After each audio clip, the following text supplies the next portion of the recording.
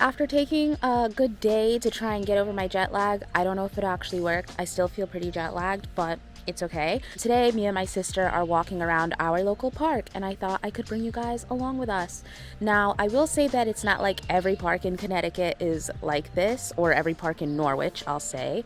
This is definitely the best and biggest park in Norwich, so don't think that what I'm showing you is the standard. Just like everywhere else, there are little playgrounds dotted around the area, but we'll say that this park is like the Parco Sempione of Norwich, the big park. Right behind me, there's actually this sculpture of some Mohegan people, because the Mohegan tribe is one of the ones native to this area. And yeah, the park is called Mohegan Park as well. Probably should throw that in. But let's walk around. So yeah, we'll say that the park is a pretty big facet of life in Norwich. This is where a lot of after-school activities take place. It's kind of the place you go when you want to, I don't know, go walking or chill. It's, I guess, what any main park would be to a town.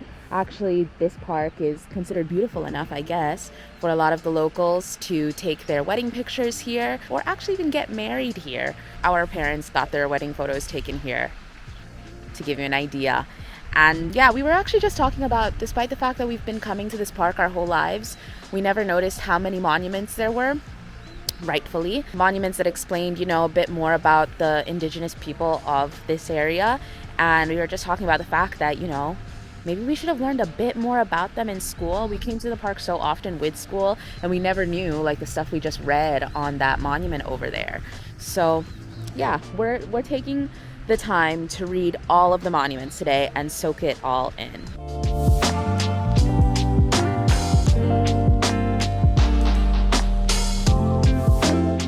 My sister's saying that a lot of people actually fish in this pond. So what you see behind me is a giant pond, and I don't know what the pond is called. I would guess that it's called the Mohegan Park Pond or the Mohegan Pond. I don't know. All this time we've just referred to it as the pond in Mohegan Park. But anyways, it's a giant pond, and the park has a trail that goes all around it. And so what people usually do is they'll walk around the pond or run around the pond. It's a course. Actually, fun fact, I used to run cross country in middle school, so long distance running. Really bad decision on my part for me, but the course that we always ran and the races were always here in Mohegan Park, and I'm getting flashbacks of having to run around this shit.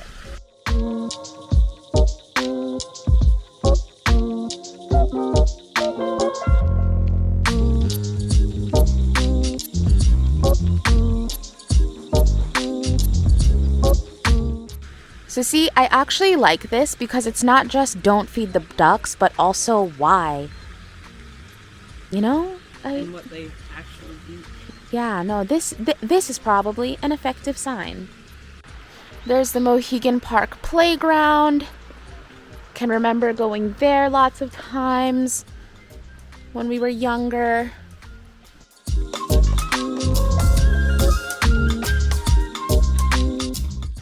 As you guys can probably imagine, this area is a lot more beautiful in warm weather when it's all filled out with leaves, and especially in the fall when the leaves change color. Unfortunately, we're in the weird middle passage from winter to spring where it's still kind of cold. It was actually snowing the other day. And so right now, even though it's not warm yet, and the trees haven't filled out yet, I really used to take it for granted the fact that we live in a green area. Now in Milan, everybody always talks about, and I mean, obviously, especially being in a city, they're always talking about if an area has green in it, and they're always looking for lots of greens. And I don't know, I never realized that I basically grew up in the middle of the woods and the whole town was green. Our backyard was green. Our backyard looks like Mohegan Park too, so that's just the norm. So yeah, I should probably introduce you guys to my sister, even though you guys should already know her from my Jamaica vlog. Yeah, this is my kid sister, Anita. She's 8 years younger than me, so how old are you? I'm 17. Okay, she's 17. And she's taking me around, keeping me company while I rediscover my hometown of Norwich, Connecticut. Thanks, Anita.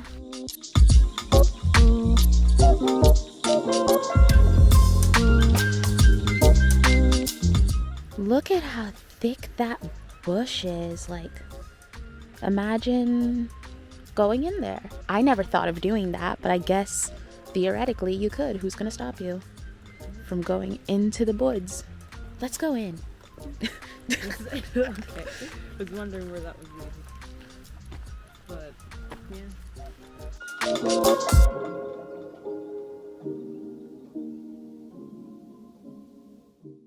Me and Anita were saying that we're not even all the way around the park yet, and we've already got the shot, we've got the clips.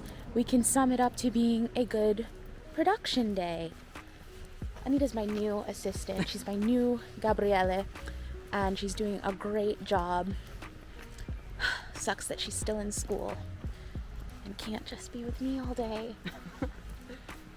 Here is a bus stop in Norwich. Most people drive around here, but when I was younger and before I had a license, I used to take the local bus here, and it was always quite an adventure. Do you take the bus? Yeah. Like regularly? Not regularly, but like, yeah, I take it. Cool. Alright, so we're now on the other side of the pond. We walked all around that. And now we're heading back to the car. Anyways, for the record, I didn't see any more monuments. Did you? Yeah, there's like the archway. Oh, well, yeah, we didn't pass that yet, though.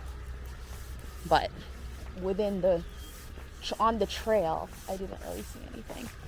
So yeah, that right there is an artificial beach that they made so that if you want to go swimming in the pond. I never in my life did that because I think it's kind of dirty, but you know, some people do it. Actually, a lot of people do it in the summer, just not me. So here are the famous arches, and again, everything much prettier when it's warmer and there are plants around.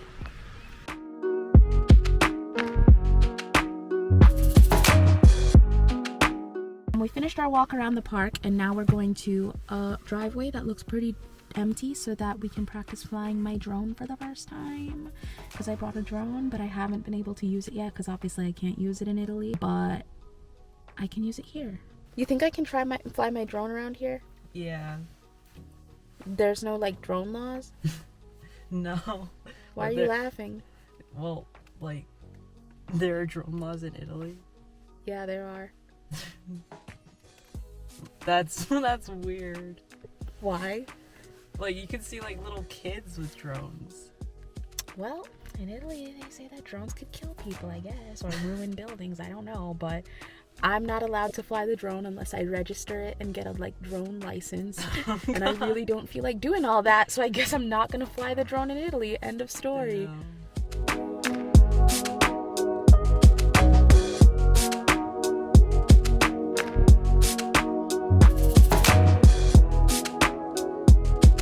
We've come to an empty parking lot, and Anita is laughing at me because Italy has struck the fear in me of flying my drone. I'm afraid to fly my drone. I want to go as far away from people and objects as possible, and so I'm walking in a desolate part of the parking lot to try and fly the drone for the first time.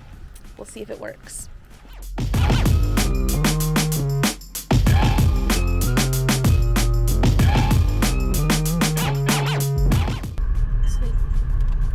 Turned it into a magnet school. I don't even know what that means. Yeah. I don't know, but apparently it happened like right after I left.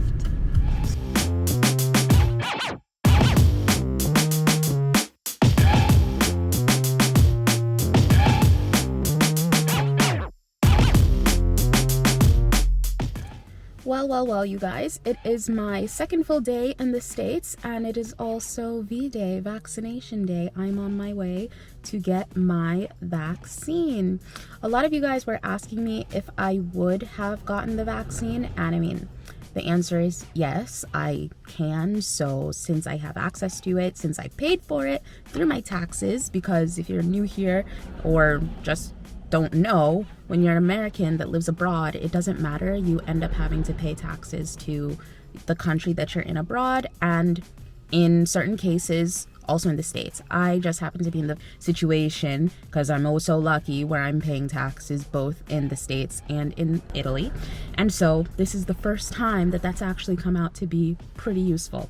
With throughout this whole pandemic, being covered by also the States has been extremely useful, a great fallback. So yeah, once the borders are still closed, but they are open to citizens and permanent residents that have real reasons to go, or approved reasons to go, we'll say.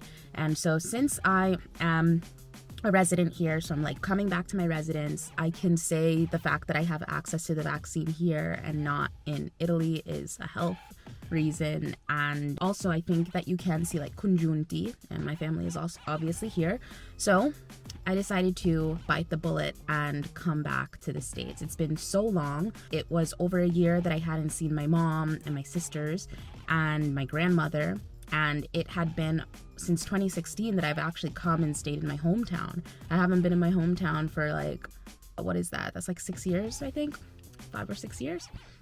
So it was really important to me, after everything that we had just been through, to come home and just take a breath. I needed a breath because things were getting a bit intense in Italy. I'm sure you guys could tell in my videos that I was starting to get really sick, like maybe not physically, but emotionally and mentally. So I'm glad to be home. It's such a breath of fresh air. My mom had actually tried to call and reserve my vaccine, and originally they had put me to get Moderna on the 26th, but then I found out that you could actually just go online, and the state set up this portal where you can see all of the places near you and how far away they are from you, where they have the vaccine, which vaccine they have, and it brings you right to the online reservation through that portal. So using that tool, which was really useful, I was able to schedule my first and second shot of Moderna for today.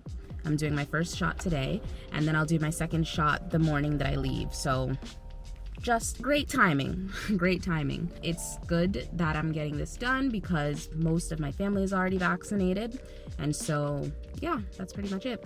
People have had a lot of questions on the vaccination plan here in the States, and they wanted to know how it works. I answered a lot of questions on Instagram.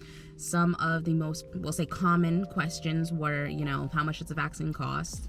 $0. It's free for everybody. I was asked if they had like a vaccine schedule, and yeah, they did. They had actually already started vaccinating the elderly in early February, and by mid-February they had vaccinated 50% of the 75 plus age group.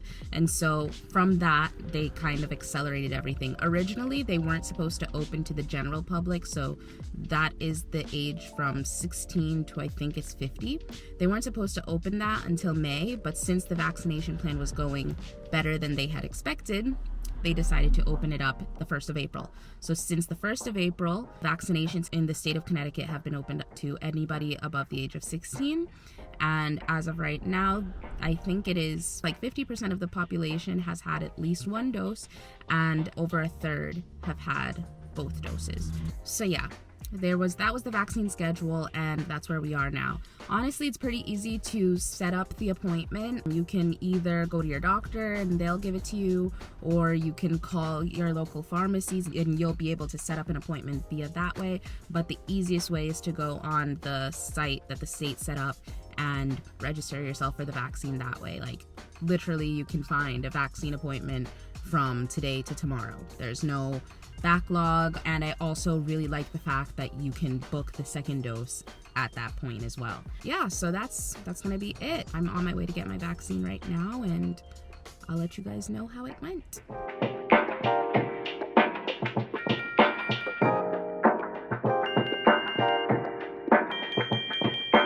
Well, here we go. I'm in this room. The lighting isn't the best, but we'll make do with what we have.